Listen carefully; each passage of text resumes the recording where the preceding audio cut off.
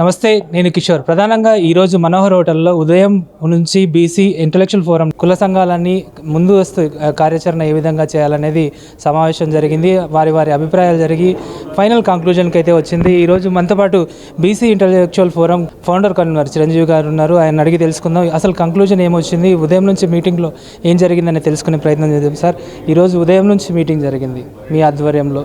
ప్రధానంగా final conclusion ఏమొచ్చింది?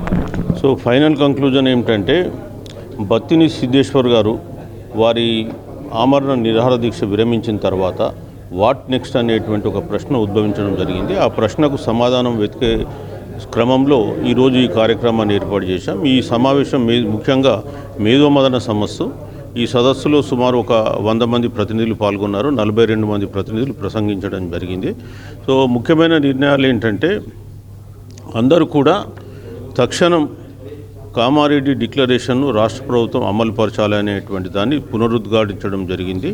అదేవిధంగా బీసీ ఉద్యమాన్ని ముందుకు తీసుకెళ్లడం కొరకు తక్షణము, తర్వాత మీడియము, లాంగ్ టర్మ్ స్ట్రాటజీస్ ఏముండాలనేటువంటి విషయాన్ని కూడా చర్చించడం జరిగింది. సో తక్షణం ఏంటంటే, రాష్ట్ర ప్రభుత్వానికి ఒక డెలిగేషన్ వెళ్ళేసి ఈ కులగణన పైన రిప్రజెంటేషన్, అదేవిధంగా కామారెడ్డి డిక్లరేషన్ పైన వారు దాన్ని అమలుపరిచే విధానం గురించి రిప్రజెంటేషన్ సబ్మిట్ చేయడం ఒకటి. రెండవది, అదేవిధంగా ఢిల్లీకి వెళ్ళి అటు కేంద్ర ప్రభుత్వాన్ని కానీ అదేవిధంగా కాంగ్రెస్ అధినాయకత్వాన్ని కానీ ఈ కులగణన గురించి ఒప్పించడానికి రిప్రజెంటేషన్స్ ఇవ్వడం రెండు. మూడవది ఏంటంటే, మీడియం టర్మ్లో ఏ అసోసియేషన్ ఉన్నా ఆ అసోసియేషన్ చేపట్టిన కార్యక్రమాలను మిగతా వాళ్ళందరూ కూడా సమర్థించడం, అందులో పాల్గొనడం కూడా చేయడం. నాలుగవది ఏంటంటే, లాంగ్ టర్మ్లో జిల్లా స్థాయి నుంచి మండల స్థాయి నుంచి గ్రామ స్థాయి వరకు సుక్షితులైనటువంటి బీసీ సైనికులను తయారు చేయాలి. దానికి సుమారు ఒక 1,00,000 మంది సైనికులకు 1,00,000 మంది బీసీ కార్యకర్తలకు ట్రైనింగ్స్ ఇచ్చి రేపు రాబోయే కాలంలో ఈ ఎన్నికలకు ఎదుర్కోవడంలో కానీ బీసీల సమస్యల్ని ముందుకు తీసుకెళ్లడంలో కానీ వారందరూ కూడా కష్టపడి పనిచేసేలాగా ట్రైనింగ్స్ ఇక్కడ ఇవ్వడం కొరకు నిర్ణయం తీసుకోవడం జరిగింది. సో ఈ కార్యక్రమంలో మాకు చాలామంది పెద్దలు పాల్గొన్నారు. ముఖ్యంగా మన శాసన మండలి డిప్యూటీ చైర్మన్ బండ ప్రకాష్ గారు, అదేవిధంగా లోక్సభ సభ్యులు బీజేపీ నుంచి ఈటల రాజేందర్ గారు, మాజీ మంత్రి శ్రీనివాస్ గౌడ్ గారు, అదేవిధంగా రాజ్యసభ సభ్యులు మరియు బీసీ సంక్షేమ సంఘం అధ్యక్షులు కృష్ణయ్య గారు, ఇంకా ఇతర చాలామంది పెద్దలు పాల్గొన్నారు. తీన్మార్ మల్లన్న గారు ఈ కార్యక్రమంలో ప్రత్యేకమైనటువంటి ఆకర్షణ. వారు కూడా చాలా సూచనలు ఇవ్వడం జరిగింది. సో చాలామంది పెద్దలు పాల్గొన్నారు. సో చాలా విషయాలు చర్చకు వచ్చినాయి. సో రాబోయే కాలంలో ఈ బీసీ ఉద్యమానికి సంబంధించినటువంటి సాహిత్యం కానీ అదేవిధంగా ఇతర అంశాలకు సంబంధించి ఎట్లా ముందుకు తీసుకెళ్ళాలి, కళాకారులు కానీ ఫోక్ ఆర్టిస్టులను ఏ విధంగా డెవలప్ చేయాలి, అదేవిధంగా మిగతా రంగాల్లో అంటే ముఖ్యంగా నిర్మాణ రంగంలో ఉన్న కార్మికులు కావచ్చు, స్టూడెంట్స్ కావచ్చు, మహిళల్ని కూడా ఈ బీసీ ఉద్యమంలోకి ఎట్లా తీసుకురావాలనేటువంటి దానిపైన కూడా చర్చలు జరిగినాయి. సో దానికి సంబంధించి కూడా ఒక కోఆర్డినేషన్ కమిటీ, అదేవిధంగా ఒక కోర్ కమిటీని కూడా ఏర్పాటు చేయడం జరిగింది. వారి ఆధ్వర్యంలో రాబోయే కాలంలో కార్యక్రమాలు చేపడతాం. Thank you sir, thank you. అయితే ఈ కార్యక్రమాన్ని ఉదయం నుంచి క్షుణ్ణంగా పరిశీలిస్తున్న శాసనమండలి డిప్యూటీ చైర్మన్ గారు మనతో పాటు ఉన్నారు. సార్, ఉదయం నుంచి మీరు కూడా ఉన్నారు ఈ మీటింగ్లో. ప్రధానంగా ఏమనిపించింది మీకు? వాస్తవంగా బీసీ ఇంటలెక్చువల్ ఫోరం ఈ మధ్యకాలంలో తీసుకున్న ఇనిషియేషన్ వల్ల ఒక చర్చ బలంగా ప్రజల్లోకి వెళ్తుంది. ఇవాళ బీసీలకు సంబంధించిన కులగణన జాతీయ పరంగా ఒక నినాదంగా మారిన నేపథ్యం. ఎన్నికల్లో ఒక జాతీయ పార్టీ కూడా దాన్ని ఎత్తుకొని మాట్లాడు. బీసీలకు న్యాయం జరగాలంటే సమగ్రమైన కులగణన జరగాలి, అందులో బీసీల వాటా బీసీలకు ఇవ్వాలి. దాంట్లో భాగంగానే తెలంగాణలో ఎలక్షన్లో కాంగ్రెస్ పార్టీ కామారెడ్డి డిక్లరేషన్ ఇవ్వడంతో పాటు అన్ని బీసీ కులాలకు కార్పొరేషన్లు ఇవ్వడం, బడ్జెట్ ఇవ్వడం అనే అనేక వాగ్దానాలు కూడా చేయడం జరిగింది.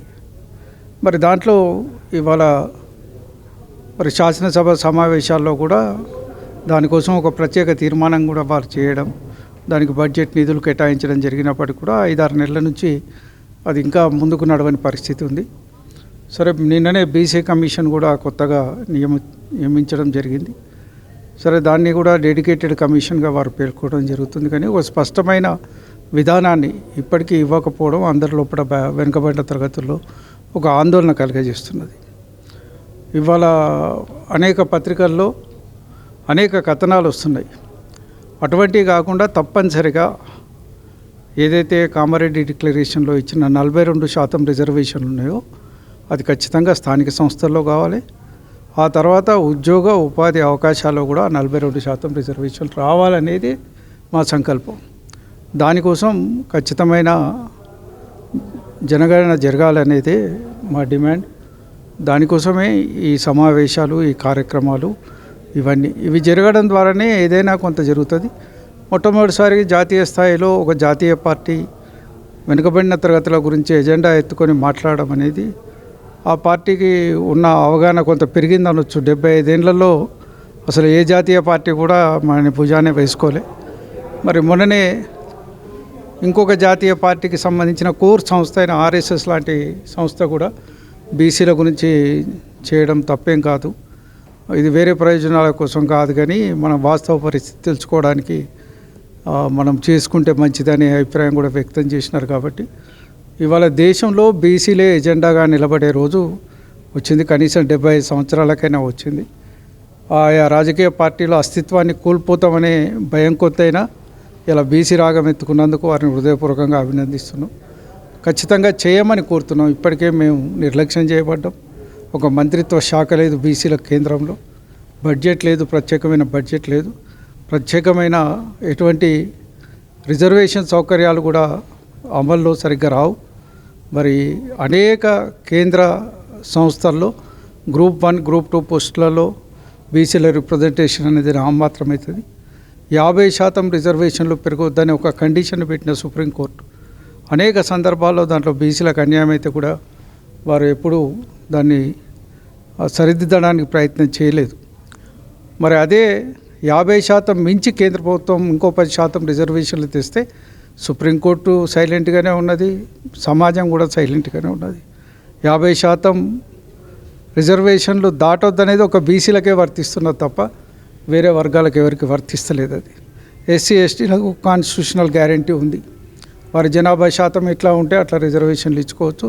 అనేక రాష్ట్రాల్లో ఇప్పటికే 50% దాటి రిజర్వేషన్లు ఉన్నాయనే మాట వాస్తవం.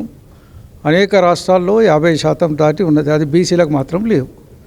అది బీసీలకు కల్పించాలి, వారి జనాభా ప్రాతిపదిక మీద రిజర్వేషన్లు ఉండాలి అనేది మన బలమైన డిమాండ్. ఆ డిమాండ్ ఇప్పుడు ఇవాళ ఇక్కడ ఇంటలెక్చువల్ ఫోరం భుజాన్ని ఎత్తుకొని ముందుకు నడుస్తున్న నేపథ్యం అందరినీ సమన్వయపరిచి ఒక తాటి మీద తీసుకొచ్చి అన్ని సంఘాలని అందరినీ సోదరుడు సిద్ధేశ్వర్ గారి అమర నిరాహార దీక్ష వారిని విరమింపజేయడానికి వెళ్ళినప్పుడు అందరు మిత్రులు ఒకే దగ్గర కలిసి కూర్చొని ఒక కార్యాచరణ నిర్ణయించాలని అనుకున్న నేపథ్యంలో ఇవాళ అందరూ కూర్చొని విలువైన సూచనలు చేస్తే వారి సూచనలన్నింటినీ క్రోడీకరించి పెద్దలు చిరంజీవులు గారు వాటిని ఇంతకుముందే మీకు చెప్పడం జరిగింది.